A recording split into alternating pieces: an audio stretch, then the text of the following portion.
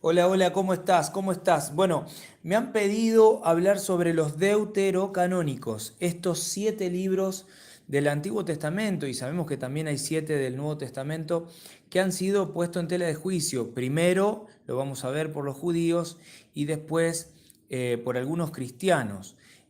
Vamos a hablar un poco de historia, te pido que tengas un poco de paciencia.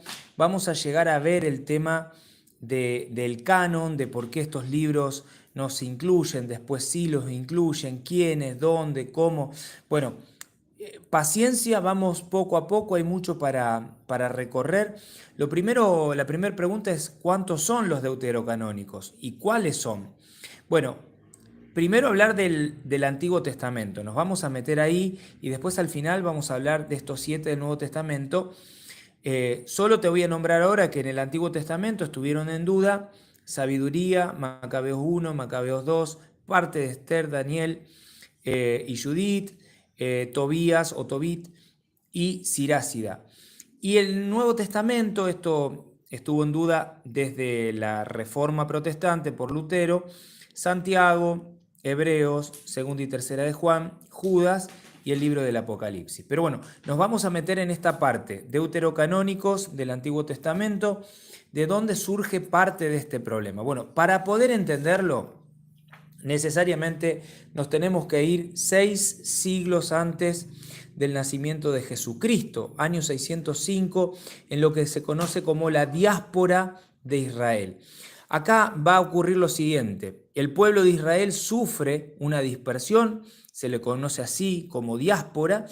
¿Y por qué ocurre? Porque bueno, Nabucodonosor, el rey, conquista Jerusalén y lleva a los israelitas cautivos ¿a dónde? A Babilonia. Ahí es lo que se conoce como la cautividad de Babilonia. Acá tenés las citas bíblicas para corroborar lo que te digo.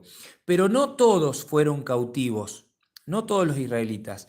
Hay una parte que quedó en Israel, acá están las citas, lo puedes corroborar, y hay otra parte de israelitas que no fueron cautivos a Babilonia y que se fueron a Egipto. Acá también tenés esas citas para poder corroborarlo. Ahora aparece otro personaje, el rey Ciro de Persia, que conquista Babilonia también, acá están las citas, y que da libertad a los israelitas de regresar a Israel, terminando así su esclavitud. Algunos se fueron a Palestina, pero hubo un número que se fue a Egipto, a la ciudad de Alejandría, y se establecieron ahí. Algo para decir: la ciudad de Alejandría fue fundada por Alejandro Magno en el año 322 a.C. y es importante, ¿por qué? Porque la ciudad de Alejandría contaba con la biblioteca más importante del mundo para esa época. Así que los judíos estaban disgregados aún después del fin del cautiverio, como te dije, unos en Palestina y otros en la diáspora, en Alejandría.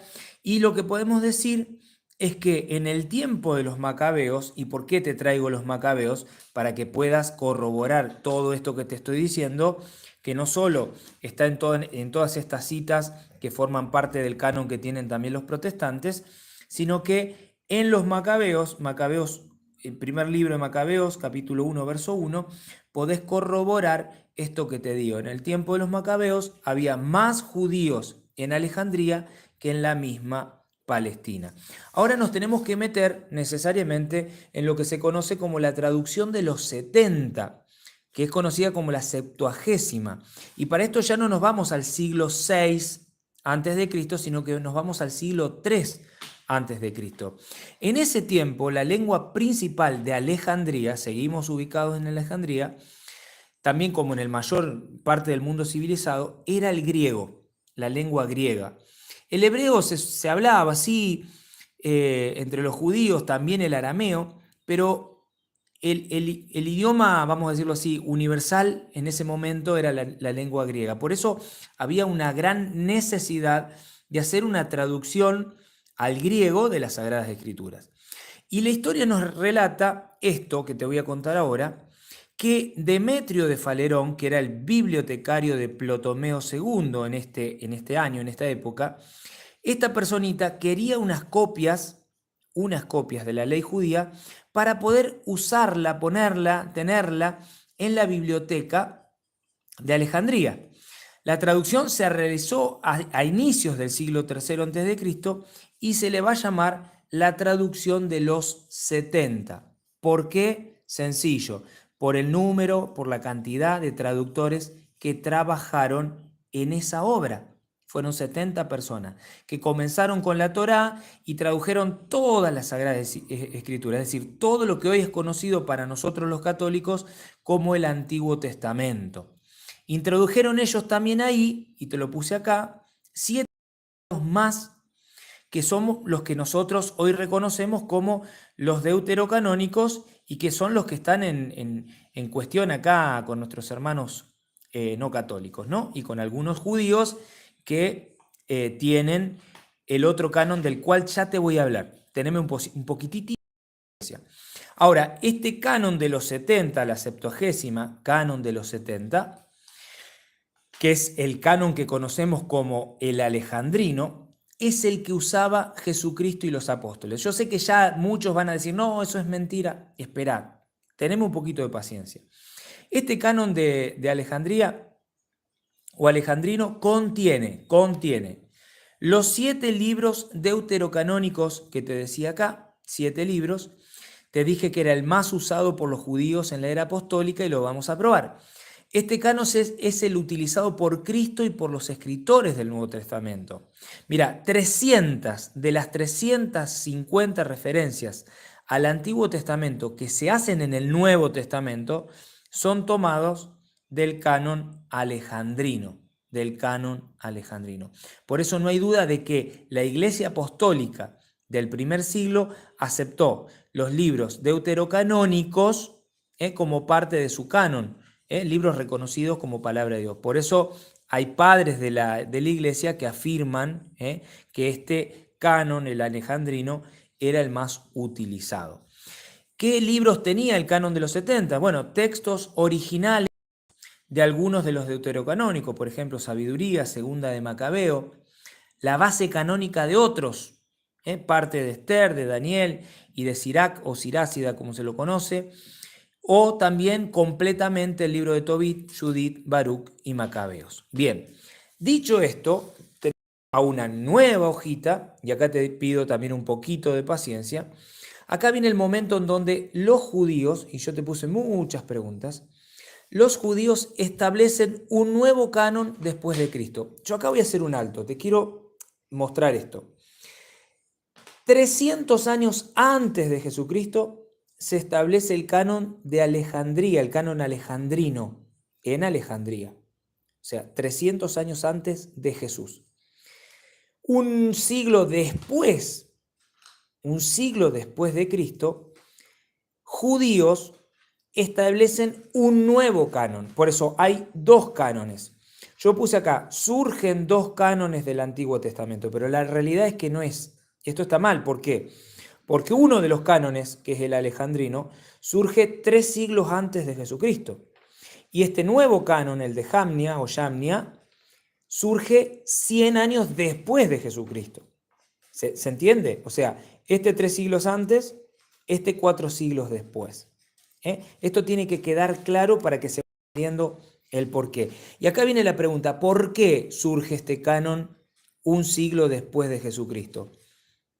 Es muy sencillo. Los judíos que no habían reconocido y que no querían reconocer a Jesucristo como el Mesías, como el Señor, como el Salvador, querían separar, se querían distanciar del cristianismo y por eso querían distanciar el periodo de la revelación. Es que ellos querían tratar de cerrar la revelación en el siglo V a.C. Por eso van a usar como últimos libros profetas como Esdras, como Nehemías y como Malaquías. Y van a tratar de dejar afuera 7 libros deuterocanónicos que yo te contaba antes, Sabiduría, Macabeos, etcétera, etcétera. ¿No? Entonces, el objetivo era ese, tratar de buscar que se notara en la revelación del Antiguo Pacto un silencio bíblico, como una ausencia de revelación antes de Jesús. Entonces, de esa manera se distanciaban de Jesucristo y del cristianismo. Esto es importante. Entonces, la iglesia hoy, desde siempre, durante estos 2000 años, usa este canon, que te dije que es el que usaba Jesús y los apóstoles, que contienen los 7 libros. Lutero, en el siglo XVI después de Cristo, o sea, unos 1500 años después de que la iglesia venía usando durante 1500 años este canon, Lutero lo rechaza, al igual que esos judíos que se querían separar del cristianismo, y Lutero empieza a usar este canon, el canon de Jamnia. Entonces, eso es importante, tiene que quedar establecido. ¿Qué cosa? La iglesia primitiva adopta este canon. Este canon. Eso es importante. Bueno, dicho esto, doy vuelta a la página y ahora nos vamos a meter en la Vulgata de San Jerónimo y después vamos a llegar al momento en el que se establece el canon de la Biblia, ya no del Antiguo Testamento, sino de la Biblia, o sea, todo el canon, que es un solo cuerpo a lo que nosotros llamamos Biblia. Primero, la Vulgata de San Jerónimo es la primera traducción de la Biblia al latín.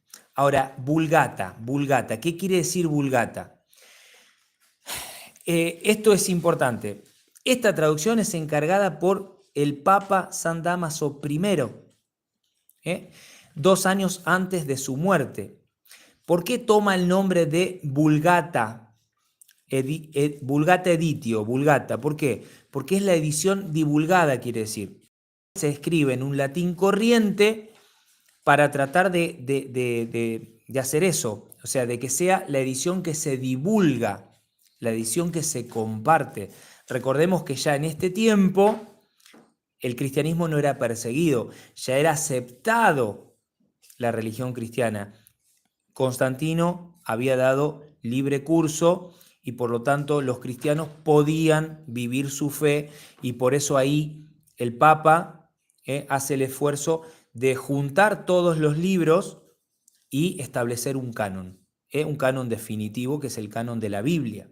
Esto es importante. Y se le pone Vulgata porque quiere decir que es la edición que va a estar en un latín corriente, que es el idioma que se usaba en ese momento, y Vulgata, que quiere decir divulgación, es la que se va a divulgar. Y esto lo hace San Jerónimo en este año después de Cristo. Vuelvo ahora a esta parte importante. La iglesia establece el canon. ¿Quién lo establece? La iglesia. Te hablé recién de un papa, San Dámaso I.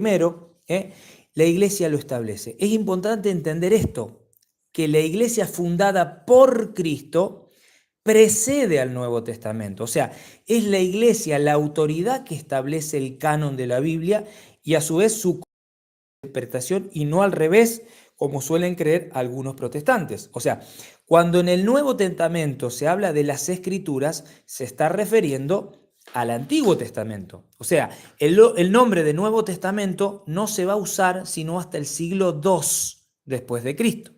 Por eso, con el tiempo, un creciente número de libros se presentaban como sagrados y causaban controversia. Por eso era necesario establecer un canon definitivo. Decir, bueno, está dando vuelta el Evangelio de Tomás. Eso no es palabra de Dios. Eso no es Evangelio. Bueno, por toda esa controversia, el Papa San Dámaso I decide establecer, la Iglesia decide establecer el canon de la Biblia y se va a dar esto. ¿Dónde se da? ¿Cómo se da? Te dije, con la autoridad apostólica dada por Jesús, de la autoridad de atar y desatar, pero se da en un concilio. En realidad son 2, y después va a haber un tercero que está anotado acá abajo. Son 2 concilios. El concilio, yo te puse de Roma, Hipona en el año 393 después de Cristo, el concilio de Cartago en el año 397 y 419. Ambos estos fueron en el norte de África. Estos concilios son los que confirman para el Antiguo Testamento el canon alejandrino, que contenía los 46 libros, no 39 como el de Jerónimo, 46 libros. Y en el caso del Nuevo Testamento, en este momento la Iglesia le agrega a ese canon alejandrino estos 27 nuevos libros del Nuevo Testamento, que incluyen los que están después en duda, van a poner en duda a Lutero y sus amigos. Son 27, no 20, 27 libros, que son los que tenemos hoy en la Biblia, los tenemos todos. Y esto se establece aquí, siglo IV y parte del siglo V. Empieza en el Concilio de Roma y concluye en el Concilio de Cartago. Concretamente en el de Roma ya se establece, después se vuelve a confirmar. Importante, Lutero, 10, 11 siglos más tarde, 12 siglos más tarde, va a rechazar los 7 libros del Antiguo Testamento y se va a quedar con el canon que decíamos recién, que era el canon de Jamnia. Rechaza el de Alejandría, que se venía usando durante todos estos siglos, 15, 16 siglos, los rechaza para irse a otro canon. Y en el Concilio de Trento, por esta realidad de Lutero, se hace este Concilio de Trento en el año 1563 para confirmar que esto que la Iglesia había establecido en el año 393, en el año confirmado en el año 397 y 419, esto vuelve a confirmar y decir, sí, esto que se estableció allá, confirmamos que es el canon oficial de la Biblia. Estos 73 libros son palabra de Dios. Esto es importante. Bueno, termino ahí. Daría para hablar muchísimo, muchísimo más, pero creo que con estos 17 minutos te puede quedar bastante más claro todo el tema del canon de Alejandría versus el canon de Jamnia. Algo importante, a ver, que podríamos agregar. Bueno, pero no, 17 minutos. Lo cerramos aquí. Que Dios te bendiga y que tengas un hermoso día.